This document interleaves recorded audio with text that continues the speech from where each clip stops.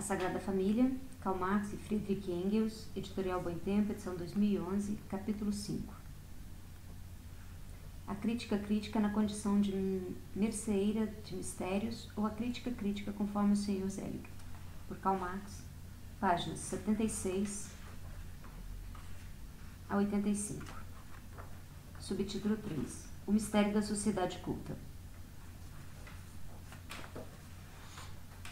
Depois de nos haver conduzido através das camadas mais baixas da sociedade, levando-nos, por exemplo, às tavernas dos criminosos, Eugène Sui nos dirige à Haute Volée, a alta sociedade,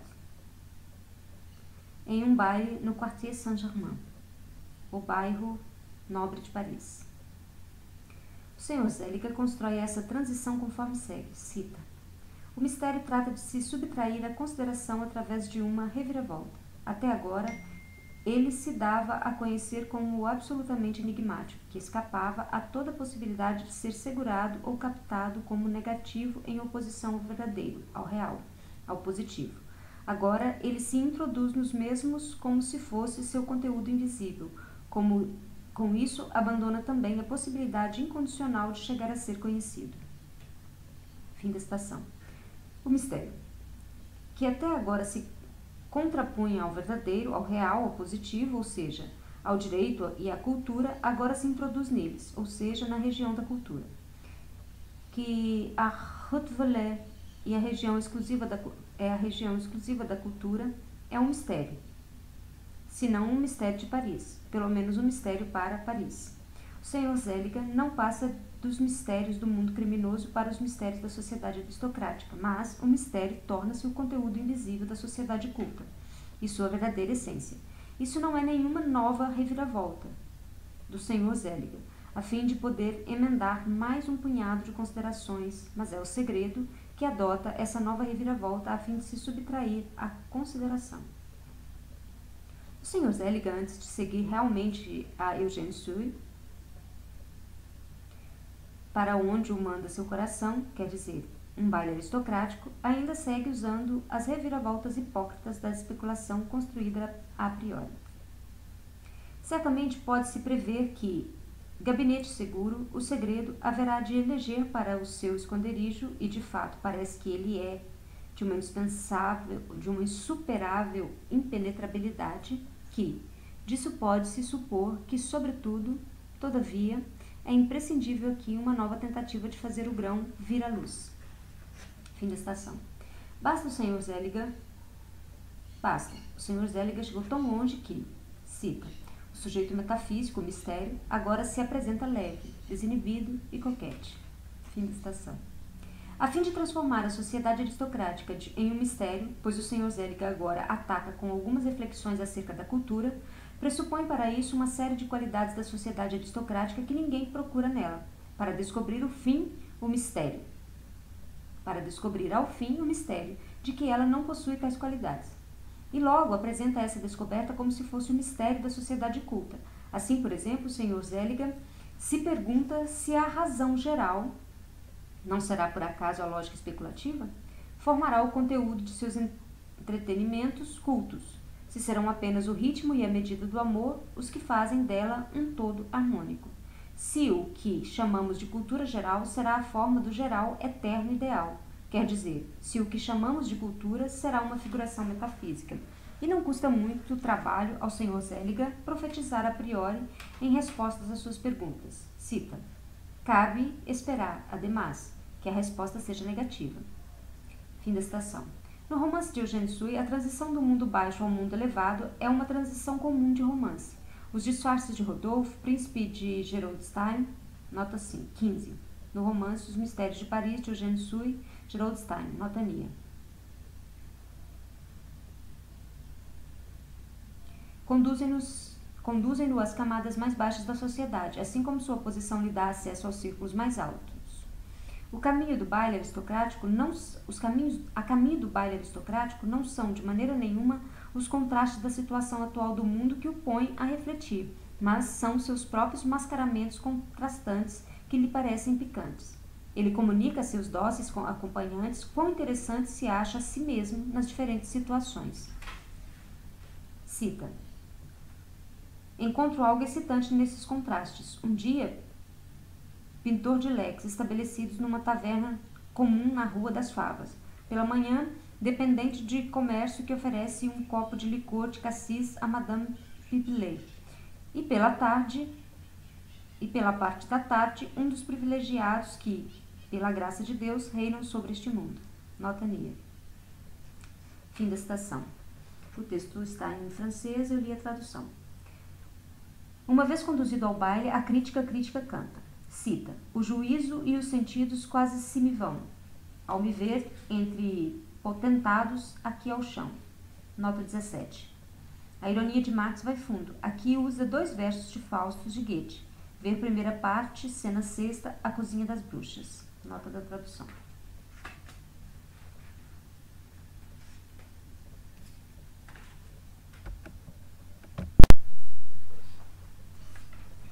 Ela se derrama em ditirambos conforme segue. Cita: aqui o brilho do sol domina a noite, e o verdor da primavera, o esplendor do verão, luzem por encanto em pleno inverno. Nós nos sentimos imediatamente levados a crer que o milagre da presença de Deus se realizou no interior do ser humano, tanto mais porque a beleza e a graça fortalecem a convicção de que nos encontramos na proximidade imediata de ideias. Fim da citação. Ó pároco alemão, ó pároco aldeão crítico, inexperiente e crédulo, apenas a tua simplicidade crítica pode sentir-se levada a crer supersticiosamente, por obra e graça de uma elegante sala de baile parisiense, no milagre da presença de Deus no interior do seio humano, e a vislumbrar nas leoas elegantes dos salões de Paris ideais imediatos, anjos de carne e osso. Em sua ingenuidade empomadada, o pároco crítico se põe a escutar de Sorrat as duas mais formosas entre as formosas, a Clemence d'Herville e a Condessa Sarah MacGregor. E adivinhe-se o que ele pensa, escutar de seus sussurros. Cita: de que modo poderemos chegar a nos tornar capazes de receber a bênção de filhos amantíssimos, toda a plenitude da ventura de um esposo? Nós escutamos, nós nos assombramos, nós nos damos créditos a nossos ouvidos. Nós não damos créditos aos nossos ouvidos. Nós sentimos uma satisfação malévola e secreta de ver a decepção do pastor bisbilhoteiro. As damas não estão falando nem de bênção, nem da plenitude, nem sequer da razão geral. Elas falam de uma infidelidade cometida contra o esposo da senhora de Ravel. Acerca de uma das damas, a Condessa MacGregor, nós recebemos a seguinte informação ingênua. Cita: ela era empreendedora o bastante para, em consequência de um casamento secreto, tornar-se mãe de um filho. Fim da citação. Comovido de maneira desagradável por esse espírito empreendedor da condessa, o senhor Zéliga lê para ela o texto. Cita: nós achamos que todo esse modo de proceder da condessa se orienta ao proveito egoísta individual. Fim da citação. Sim, o senhor Zéliga não vê nada de bom no objetivo da condessa, que é o de se casar com o príncipe de Gerolstein. Citação: do que não podemos esperar absolutamente nada, muito menos que vá a se servir dele para fazer felizes aos súditos do príncipe. Fim da citação. E com uma seriedade rica em intenções, o puritano conclui sua prédica admoestatória. Cita: Sarah, a dama empreendedora, não é, aliás, apenas algo como a exceção entre esses círculos brilhantes, ainda que seja uma ponta. Fim da citação. Aliás, apenas algo, ainda que, e a ponta de um círculo não seria exceção por acaso? Sobre o caráter de duas outras ideias ou ideais da Marquesa de Herville e da Duquesa de Lucenay, ficamos sabendo que, a elas, cita, faltam as satisfações do coração, não acharam o objeto do amor no casamento e por isso procuram-no fora dele. O amor permaneceu um mistério para elas no casamento, que os impulsos imperativos do coração as obrigam a desvelar ao mesmo tempo. Assim elas se entregam, pois, ao amor misterioso. Essas vítimas do casamento sem amor se veem impulsionadas involuntariamente a degradar o próprio amor a algo externo,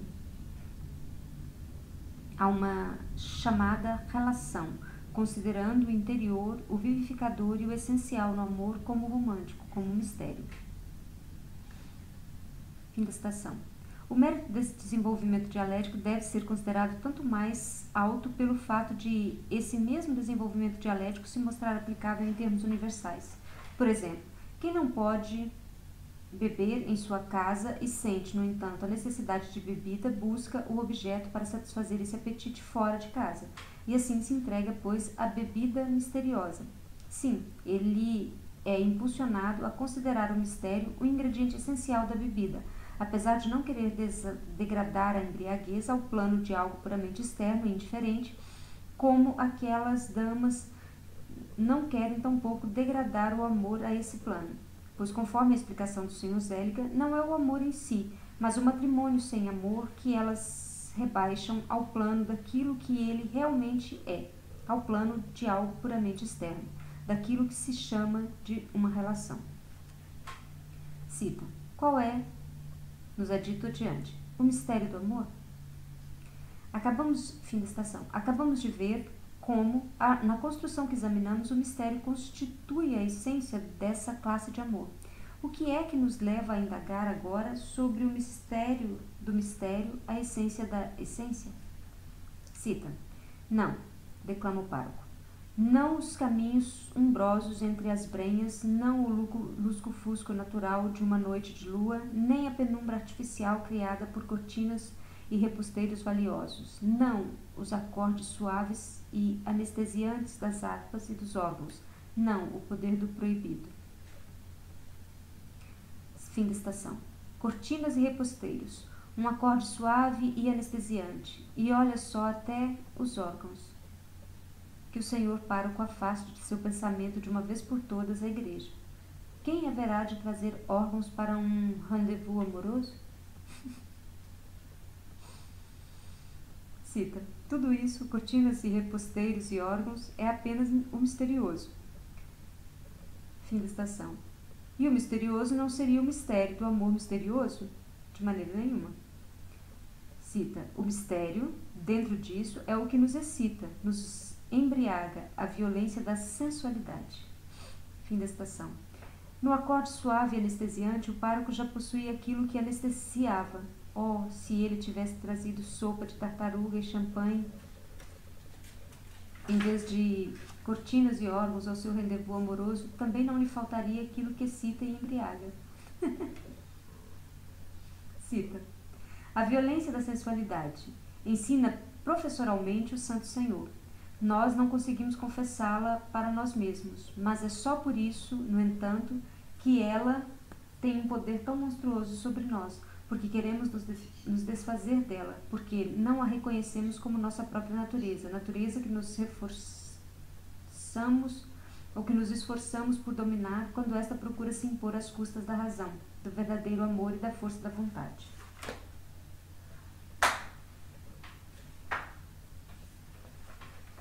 Fim da citação.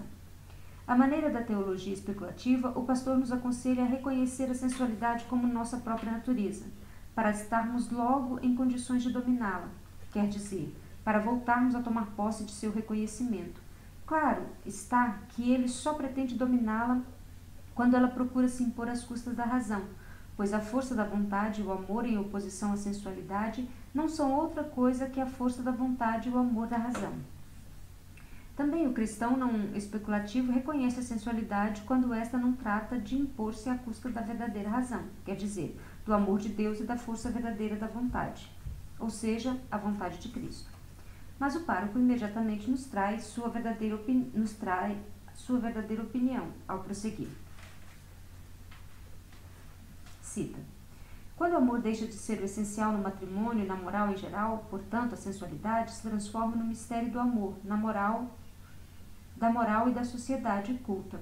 A sensualidade, tanto em seu significado exclusivo, no qual representa o tremor dos nervos, a torrente ardorosa nas veias, quanto nesse outro significado mais amplo em que a sensualidade se exalta até alcançar uma aparência de poder espiritual, elevando-se às formas da ambição, do orgulho e da cobiça pela glória. A Condessa MacGregor representa o último significado da sensualidade, com o mistério da sociedade culta. Fim da citação. Com essa o pároco acerta na mosca. Com essa o pároco acerta na mosca. Para dominar a sensualidade, ele tem de dominar antes de tudo as descargas nervosas e a acelerada circulação sanguínea. O Sr. Zeliger acredita em um sentido exclusivo, que a temperatura mais elevada do corpo procede do ardor do sangue nas veias. Não sabe que os animais de sangue quente se acham assim porque a temperatura de seu sangue, não contadas pequenas variações, mantém-se sempre no mesmo nível. Quando os nervos deixam de enviar descargas e o sangue das veias se resfria, o corpo pecador, a morada dos prazeres sensuais, converte-se em homem morto.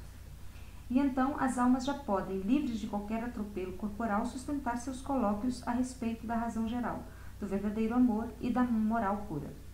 O pastor degrada a sensualidade de tal maneira que ele suspende justamente os momentos do amor sensual que a exaltam, tanto a circulação acelerada do sangue, que é o que revela que o homem não ama de um modo fleumático, sem a intervenção dos sentidos, quanto as descargas nervosas que unem o órgão que forma a sede dos sentidos com o cérebro.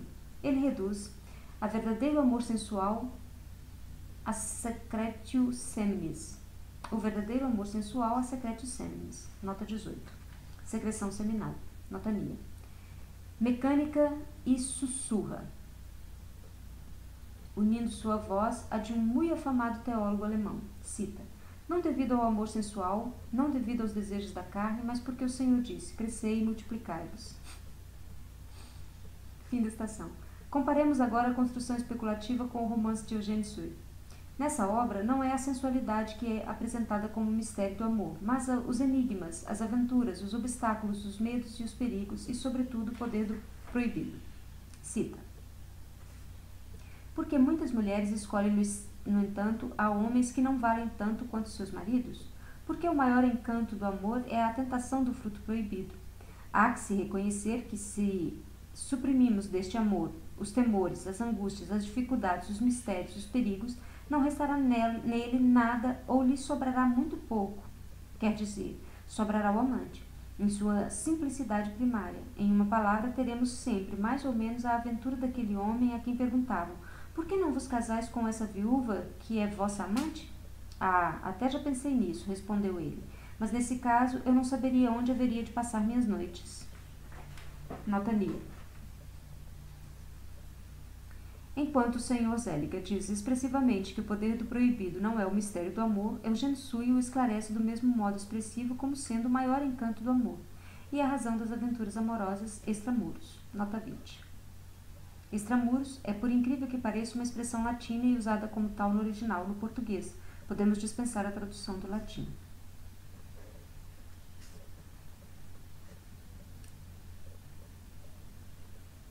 Cita: a proibição e o contrabando são inseparáveis tanto no amor como no comércio. Nota nia. A frase é uma citação à obra de Théorie de l'unité universelle, ou Teoria da Unidade Universal, de Charles Fourier. Nota 21. Vide volume 3, parte 2, capítulo 3, nota da tradução. Fim da citação. E Eugène Sue afirma, do mesmo modo, em oposição a seus exegetas especulativos, que, cita: a tendência à fraude e a esperteza e gosto pelos mistérios e pela intriga são uma característica essencial, uma propensão natural e um instinto imperativo da natureza feminina. Fim da citação. Apenas a direção dessas tendências e desse gosto contra o casamento incomoda o Sr. Eugène Sue. Ele quer dar aos impulsos da natureza feminina uma aplicação mais inofensiva, mais útil.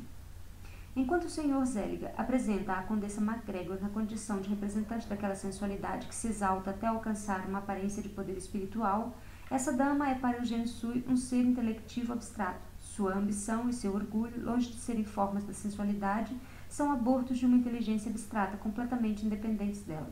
Por isso, Eugène Sue adverte de maneira expressa que, cita: as fogosas inspirações do amor jamais faziam seu seio gelado bater mais forte. que nenhuma surpresa do coração ou dos sentidos era capaz de perturbar os cálculos impiedosos dessa mulher astuta, egoísta e ambiciosa. Fim da citação. O egoísmo do intelecto abstrato, que não sofre por causa dos sentidos simpáticos e não é abandonado pelo calor do sangue, forma o caráter essencial dessa mulher. Por isso sua alma é apresentada como seca e dura, seu espírito como hábil e maligno, seu caráter como pérfido, e coisa característica de um ser intelectivo abstrato, absoluto, e seu talento no ato de fingir como profundo. De passagem, seja dito que Eugène Sue motiva a trajetória da vida da condessa de um modo tão estúpido como o faz com a maioria de seus personagens humanescos. Uma velha ama lhe mete na cabeça que ela tem de se tornar uma cabeça coroada. Instigada pela presunção, ela se entrega à viagem a fim de conseguir alcançar uma coroa através do casamento. No fim, ela comete a inconsequência de tomar um pequeno sereníssimo alemão por uma cabeça coroada. Nota 22.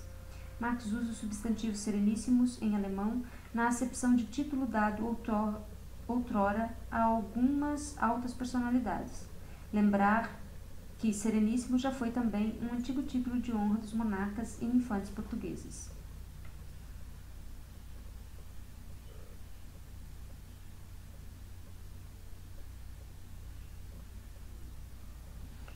Depois de suas expectorações contra a sensualidade, nosso santo crítico ainda tem de demonstrar por que Eugène Sue abre as portas da Haute Volée em um baile, método de apresentação que encontramos em quase todos os romancistas franceses, ao passo que os ingleses preferem, de um modo geral, nos introduzir no belo mundo da nobreza através de uma caça ou de uma visita a um castelo rural. Cita. Para essa concepção, a concepção do Sr. Seliger, fique claro, não pode ser indiferente, nem aqui, nem na construção do Sr. Seliger, puramente fortuito o fato de Eugène Sue nos introduzir no grande mundo justamente através de um baile. Fim da citação. Eis que, aproveitando a rede solta, o cavalo se põe a galope em direção à necessidade, chegando a uma série de conclusões que lembram o velho Wolff. Nota 23. Referência a Christian Wolff, filósofo iluminista alemão, que encaminhou o advento do idealismo crítico de Kant na Alemanha. Nota da tradução. Cita. A dança é a manifestação mais geral da sensualidade na condição do mistério. O contato direto, o abraço de ambos os sexos, que condiciona o par, são consentidos na dança porque, apesar da aparência visual e das doces sensações que se fazem sentir, realmente, senhor pároco, esse contato e esse abraço não são tidos como sensuais. Fim da citação. Serão tidos, por acaso, como racionais, de um modo geral? E agora, a sentença final que em sua dança toca o chão no máximo com os calcanhares. Cita. Pois, se na realidade são consideradas assim, não se compreenderia por que a sociedade guarda essa indulgência apenas no que diz respeito à dança, ao passo que, ao contrário, persegue e condena com tanta dureza algo que se revelasse em outro lugar com a mesma liberdade, como se fosse um atentado imperdoável contra o pudor e os bons costumes, que leva consigo o anátema e a repulsa mais implacável. Fim da citação. O senhor pároco não fala nem do cancan, nem da polca, mas da dança enquanto tal, da categoria da dança. De uma dança que não é dançada em lugar nenhum a não ser sob as abóbadas de seu crânio crítico. Se ele pudesse ver, uma vez que fosse, uma dança no Chaumière-Paris, sua mentalidade cristã germânica haveria de se escandalizar ante esse atrevimento, essa franqueza, essa voluntariedade graciosa, essa música de movimentos infinitamente sensuais, suas próprias doces sensações que se fazem sentir realmente. Lhe fariam sentir que, na realidade, não se compreenderia por que os mesmos dançarinos produzem no espectador a sensação confortante de uma sensualidade franca e humana, ao passo que, ao contrário, se isso se revelasse em outro lugar, ou seja, na Alemanha, com a mesma liberdade, seria considerado um atentado imperdoável, etc. Isso para não dizer também que, pelo menos ante seus próprios olhos, os dançarinos não apenas podem e devem ser homens sinceramente sensuais, como ademais têm o direito e são obrigados a assumir a obrigação de sê-lo. O crítico nos introduz em um baile por amor à essência da dança, mas tropeça em uma grande dificuldade. Nesse baile se dança, mas apenas de modo imaginário. Eugène Sue, na verdade, não usa palavras para caracterizar a dança. Ele não se mistura entre o torvelinho dos dançarinos. Ele simplesmente vê no baile uma oportunidade para reunir o grupo aristocrático dos protagonistas. E, em seu desespero, a crítica agarra o escritor sob os braços, complementando seu pensamento com sua própria fantasia e desenhando com a maior facilidade cenas de baile, etc. Seu Eugène Sue, seguindo o preceito crítico, não tinha nenhum interesse imediato na caracterização dos esconderijos e da linguagem dos criminosos na condição de esconderijos e linguagens dos criminosos. Na dança, ao contrário, dança que não é ele mesmo, mas sim um crítico cheio de fantasia que descreve, ele deposita um interesse infinito. Adiante. Cita. De fato, o mistério do tom e do atos sociais, o mistério dessa contranatureza extrema, é a nostalgia de voltar à natureza. Por isso, uma figura como a de Cécile alteriza a sociedade culta, em meio à qual ela obtém êxitos tão extraordinários. Para uma mulher como ela, criada na condição de escrava entre escravas, carente de cultura e dependente apenas de sua natureza, essa natureza é a fonte única de vida. Transportada de repente a uma corte entre a coação e a força dos costumes, de pronto, ela aprende a penetrar no mistério desse novo mundo, ou desse mundo novo. Nessa esfera, que ela consegue chegar a dominar de maneira incondicional, já que sua força, a força de sua natureza, atua como um talismã misterioso. Cecília tem de necessariamente errar até o desmensurado, ao passo que antes, nos tempos em que ainda era escrava, a mesma natureza a ensinava a opor resistência a qualquer sugestões indignas do poderoso Senhor e a manter-se fiel ao seu amor. Cecília é o mistério revelado da sociedade culta. Os sentidos desprezados rompem, no fim, os diques impostos e disparam em total desenfreamento, etc. Fim da citação. O leitor de Zéliga que não conhece o romance de Sui, acreditará indubitavelmente que essa Cecília é a rainha do baile apresentado. No romance, Cecília aparece recolhida numa casa de correção alemã, enquanto em Paris se dança a valer. Cecília permanece na condição de escrava fiel ao médico negro Davi, porque o ama apaixonadamente e porque o Sr. Willis, seu dono, lhe faz a corte brutalmente. Seu trânsito em direção a um modo de vida devasso é motivado por causas bastante simples. Transportada ao mundo europeu, ela cora ante o fato de ver-se casada com um negro. Imediatamente após sua chegada à Alemanha, ela se vê corrompida por um mau sujeito, e seu sangue índio, que o hipócrita Sr. Sui, graças a Douce Morale, nota 24, a moral suave, e ao Dux Commerce, ou comércio suave, se vê obrigado a caracterizar como uma perversité naturelle, ou uma perversidade natural. Fala mais alto. O mistério de Cecília é a mestiçagem. O mistério de sua sensualidade é o fogo tropical. Pan, em suas belas poesias, e Eleonore festejou a mestiça. E há centenas de relatos de viagens nos quais vemos quão perigosas são essas mulheres para os marinheiros franceses. Cita. Cecília era o tipo personificado da ardente sensualidade que só acende sob o fogo dos trópicos. Todo mundo já ouviu falar dessas moças de cor que são, por assim dizer, mortais para os europeus. Desses encantadores vampiros que, embriagando as suas vítimas em terríveis seduções, não lhes deixam, conforme a energia, expressão do país, mais do que suas lágrimas para beber, mais do que seu coração para roer. Nota Lia. Contudo, não é exatamente sobre as gentes de formação aristocrática e esnobe que Cecília exercia sua influência mágica. Cita. As mulheres do tipo de Cecília exercem uma ação repentina, uma onipotência mágica sobre os homens, sensualmente brutais, como Jacques Ferrand. Nota Lia. E desde quando pessoas como Jacques Ferrand representam a fina sociedade? Mas a crítica tinha de construir Cecília na condição de um momento no processo vital do mistério absoluto.